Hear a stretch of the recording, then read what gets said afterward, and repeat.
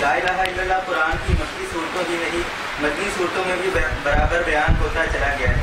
آپ کے خیال میں اس ایک موضوع کو اس قدر توجہ ملنے کی کیا وجہ ہے؟ قرآن نے اس قضیے کو اتنی توجہ دی تو یہ اس وجہ سے نہیں کہ قرآن ایک مذہبی کتاب ہے، بلکہ وجہ یہ ہے کہ قرآن در حقیقت وہ کتاب ہے جو زمین پر انسان کی زندگی کی باقاعدہ ایک سمت متعین کرنے آئی ہے. اس کی جو اٹھان ہے ظاہر ہے وہ پیچھے سے ہوتی آ رہی ہے، لیکن جسے کہتے ہیں نا کرکس اس سوال کے جواب کا، وہ اس پیرے میں ہے. پیج 30. اچھا، اب یہ سب سے پہلے تو اہم یہ ہے نا کہ آپ اس سوال پر خاصا غور کر لیں قبل اس کے کہ آپ جواب کی طرف کو بڑھیں. اس سوال پر اچھا خاصا غور کر لیں.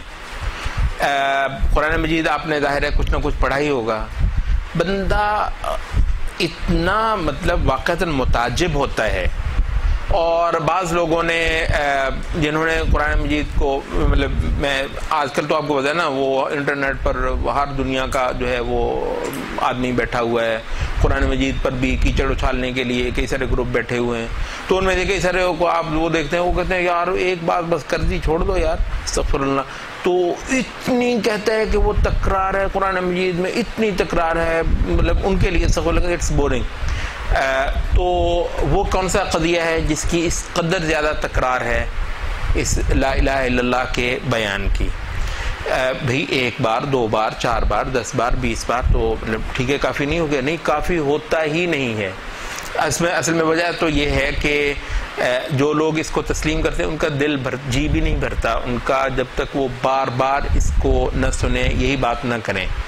اچھا، تو وہ کہتے ہیں کہ اس کی جو بنیادی وجہ ہے کہ لا الہ الا اللہ کا اتنا زیادہ بیان ہے. مکی صورتوں میں تو چلے مان لیا کہ جناب سامنے مشرک تھے، مدینہ میں تو مسلمان معاشرہ ہے. اور یہ بہت اہم پوائنٹ ہے بائی دا وے، بہت سارے لوگ اس کو مس کرتے ہیں، اور آج بھی بہت سارے لوگوں کا یہی خیال ہے کہ یار قرآن مجید میں اس کا اتنا زیادہ بیان اس وجہ سے ہے کہ معاشرہ مشرک تھا.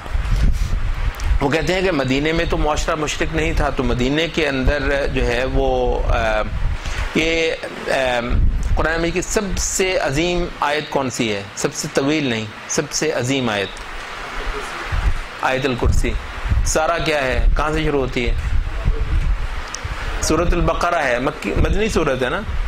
تو اس کے اندر توحید کا اتنا کمال کا بیان یہ یہاں پہ آتا ہے. سورۃ آل عمران جو ہے وہ مدنی سورت ہے، ٹھیک ہے. اس کا شروع کہاں سے ہوتا ہے؟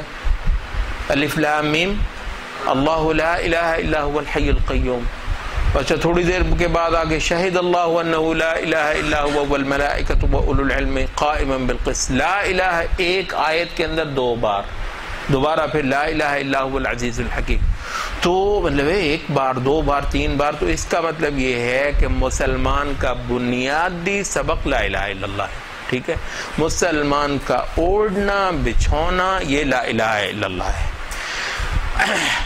وہ محمد قطب نے ایک اور بہت خوبصورت بات لکھی ہے، وہ کہتے ہیں کہ یہ وہ سبق ہے جو پڑھ کر تو جس کے آگے نہیں گزرا جاتا، بلکہ یہ ہے کہ یہ وہ سبق ہے پہلے تو پڑھا ہی جائے گا، پھر جب یہ پڑھ لیا گیا تو اس کے بعد اگلا سبق آنا ہے تو پہلے یہ پڑھنا ہے، پھر دوسرا سبق لینا ہے، پھر جب اس سے اگلا سبق لینا ہے اس کو پڑھنا ہے تو پھر وہ لینا ہے. ہر دین کا سبق لینے سے پہلے ایک بار لا الہ الا اللہ کا سبق پھر لینا ہے. تو یہ قرآن مجید کا وہ سبق ہے، لا الہ الا اللہ توحید قرآن مجید کا وہ سبق ہے، ٹھیک ہے، جو ہر چیپٹر سے پہلے جو ہے وہ کھولا جائے گا اور اس کو پھر ایک بار پڑھایا اور سمجھایا جائے گا.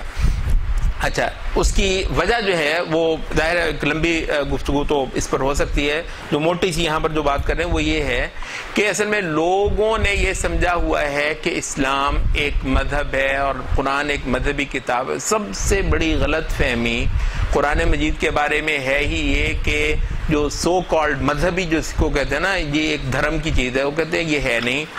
دراصل کیا ہے؟ لا الہ الا اللہ پوری انسانی زندگی کو ایک جہت دینے کے لیے آیا ہے، ٹھیک ہے. پوری انسانی زندگی تو اتنی زیادہ متشعب کا مطلب جس کے بہت سارے شعبے ہوں، اتنی زیادہ متشعب ہے یہ زندگی اتنی زیادہ ہمہ پہلو کثیر پہلو ہے کہ پوری کی پوری زندگی خدا کی طرف کو مڑ جائے. مطلب ہے یعنی اس کا ایک تند نہیں, یعنی پورا جیسے کہتے ہیں نا ایک موٹا رسہ ہے, ایک دھاگا نہیں ہے.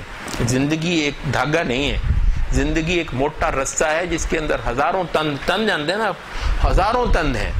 تو وہ یہ نہیں ہے کہ ایک دھاگے کو آپ نے موڑ دینا ہے کہ جناب وہ ایک مسئلہ وہ جی قبروں پہ جا کے شرک نہیں کرنا ہے وغیرہ وغیرہ. ایک نہیں, بات یہ ہے کہ ہر پہلو سے آپ کو خدا کی جانب اپنی اور پورے معاشرے کی ڈائریکشن جو ہے وہ کرنی ہے. تو یہ وجہ ہے کہ لا الہ الا اللہ کا اتنا کثرت کے ساتھ اور پھر اتنا جو ہے وہ تنوع کے ساتھ بیان ہوا. مطلب یہ بھی اہم ہے, صرف اتنا نہیں ہے کہ محض کثرت ہے, بلکہ قرآن لا الہ الا اللہ کا بیان تنوع کے ساتھ بھی بہت زیادہ ہے. اچھا, یہ اس کا یہ جواب اتنا جو ہے وہ ہو گیا.